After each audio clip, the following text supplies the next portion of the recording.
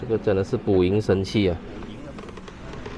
看这个海边的苍蝇，哇老喂！你妈姑姐全家老小都在里面。夸张哦，哟，可以买哦，这个东西真的可以买，这个实测有效。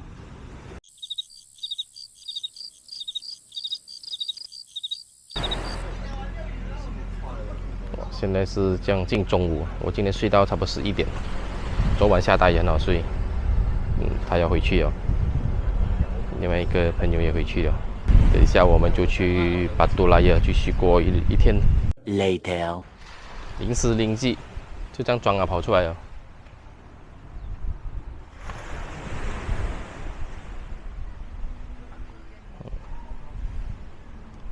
下一趟应该就会开始里面装收纳箱那些了。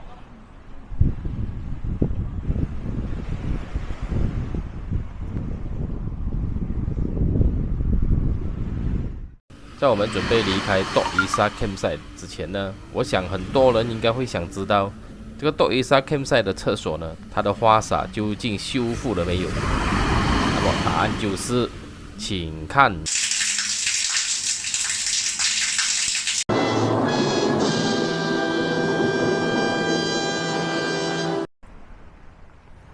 哇，这里有猴子群啊！现在是在巴杜拉耶。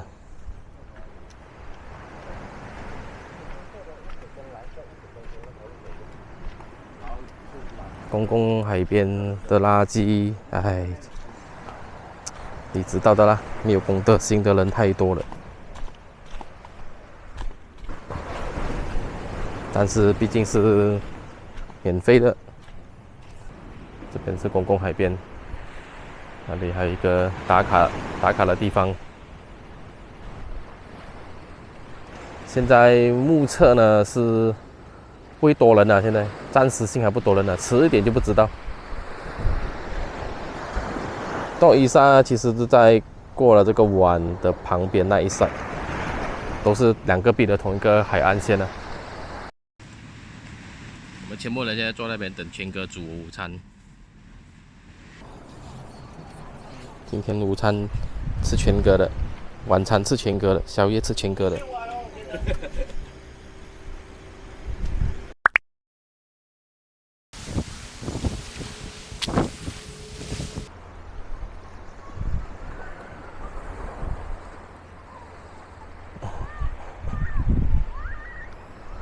那边就是巴杜拉耶标志性的风帆石头，这里的地名就是以那个石头来命名的，因为它长得像风帆。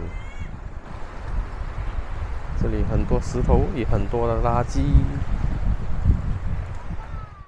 巴杜拉耶公共海边呢，曾经是一个很美的地方，许多的人都会来这里拍婚纱照。但是很遗憾的是，那么好的地方呢，却被很多的游客污染了。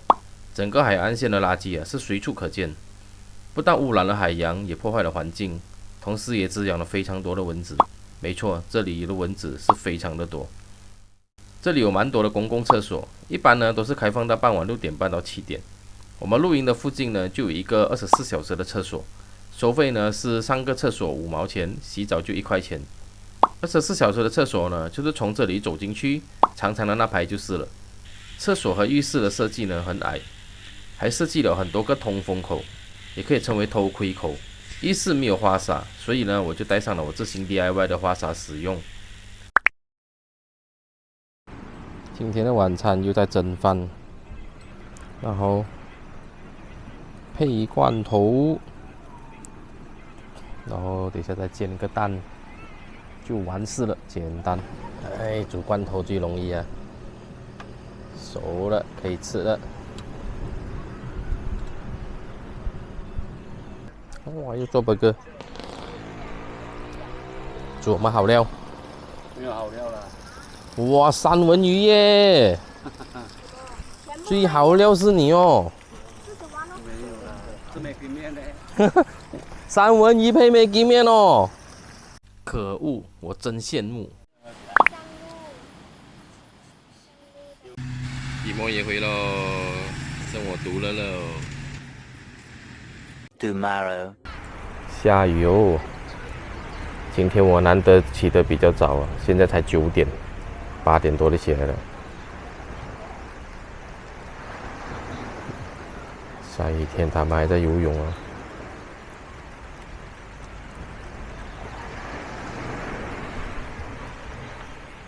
在准备早餐。现在就剩下我跟隔壁的队友，其他人全部回去了。天不作美啊，这个雨越来越大。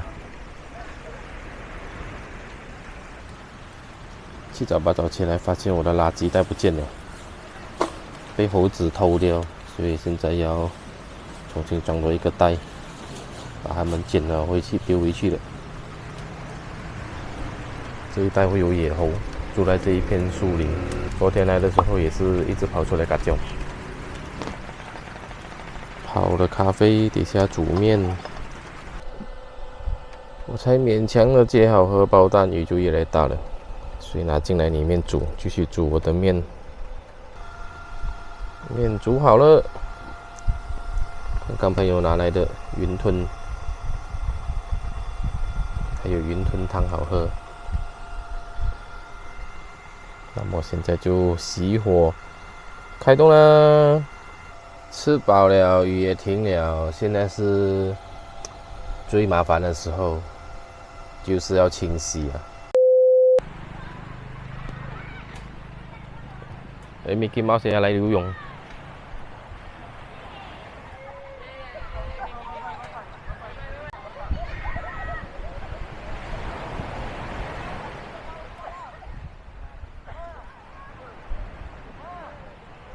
耶，在录音区遇到米老鼠 ，Mickey Mouse 。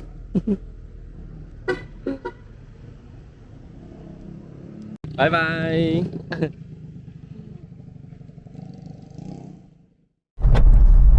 旅程结束了，现在开着车回家了。今天是星期六，其实今天海边的人并不会很多嘞，可能迟一点会比较多人吧。有一点令我意外，因为一向来这边这一带巴杜莱亚这边一带的海边哦，那个人是超多的。今天就很散了，走下几个，走下几个这样。以前是密密麻麻的，这样也好了，这证明大家对这个疫情还是有一点害怕的。这个就是巴杜莱亚了。车不多了，就这一些这样。看到后面那边也是一样，然后一些卖东西的档口罢了。那么本期的视频呢，就分享到这里。如果你喜欢我的分享，欢迎点赞、留言以及订阅我的频道，还有打开小铃铛接收新视频的通知。那么我们下一期见，拜拜。露营回到家，又是一样的，垃圾不落地，拿去丢。想要观看更多我与面包车一同流浪的故事，可以点击旁边的小框框，观看我的更多视频。